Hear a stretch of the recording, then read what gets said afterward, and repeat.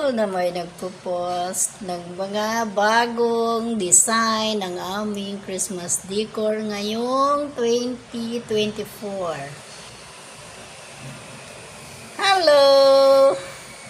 Siyempre, hindi ito mawawala ang alaga kong dugi. Parehas na kami, taba ching-ching.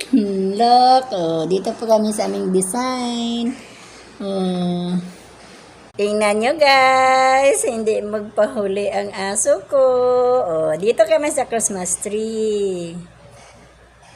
At ito po siya guys, ang walang katulad na magandang village tuwing Pasko. Ang ganda talaga At ito po guys, may history yan. Ito ang house, ito ang bar, at station 3 and church. Siguro, mayroon pa yan ngayon. Napakaganda. Nandiyan pa sila sa snow area. Ay, ang galing ng aming village.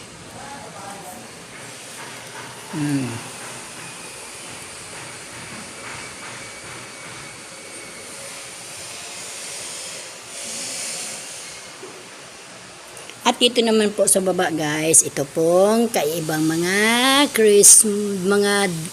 ibang decor, kaibang decor. Ayan. Para-paraan lang talaga guys. Basta magaling ang magawa.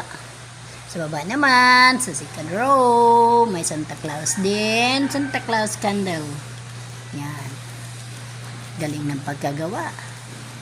Ayos. Ayan, tumutunog po guys. Nagsasound ang Santa Claus.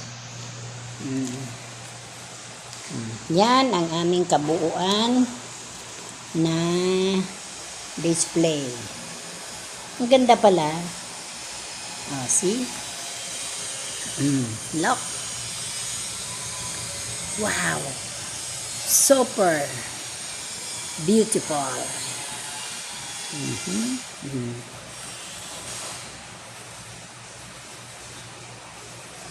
Po yan guys ang kabuuan ng aming Christmas tree. Ang ganda. Ulitin ko po mamaya pag may ilaw na. Tingnan nyo guys ha. Ang ganda niya.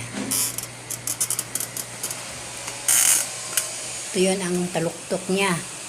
Ang taas. Instead na star, bulaklak ang inilagay. Ang ganda talaga. Grabe mag-design.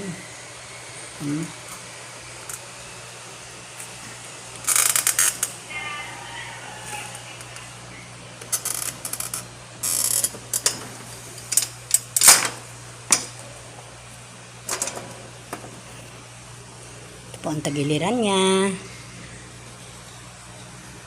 Puntang taas. Yan. Yan ang aming Christmas tree ngayong 2024. Yan, hanggang baba. Yan. Dito. Ito po mga ribbon niya guys. Ang gaganda. Wow. Look, ribbon pa lang. Napakaganda Bulaklak, mga balls. Ang ganda talaga Sagad hanggang taas. Ito po siya guys.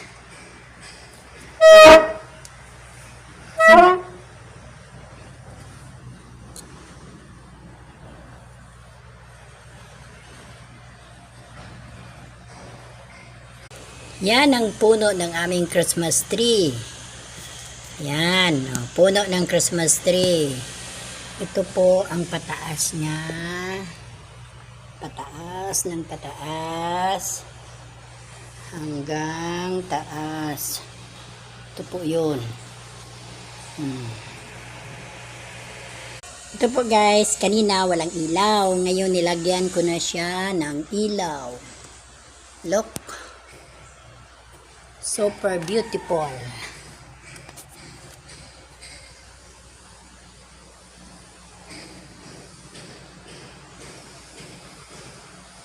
Ang may gawa nito ang kaibigan kong si Titit. Pwede niyo siyang i-request para magkabitan kayo ng magandang dekorasyon kasi siya ay professional designer ng mga Christmas decor. Friend ko kasi siya.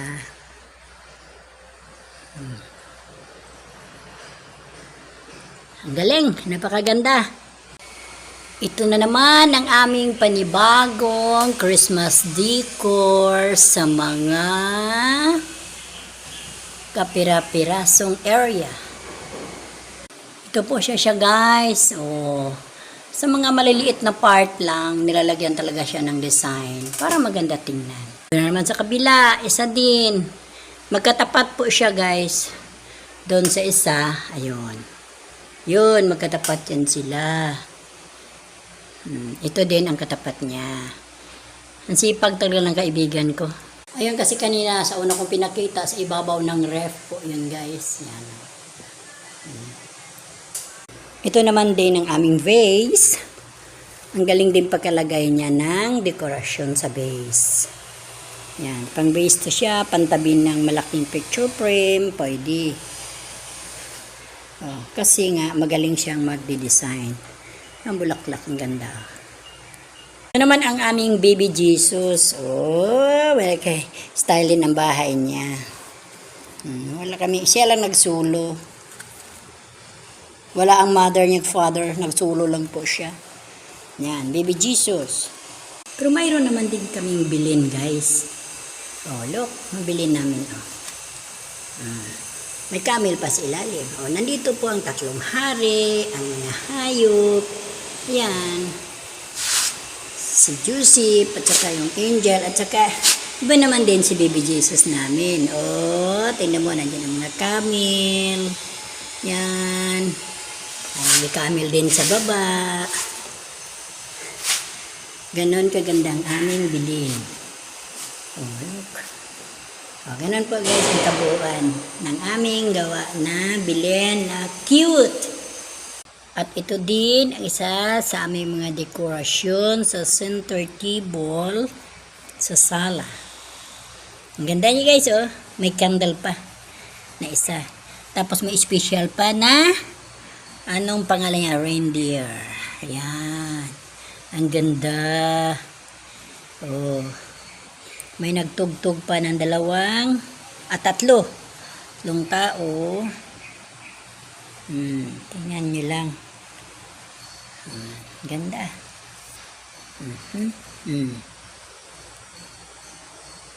Ang ganda niya.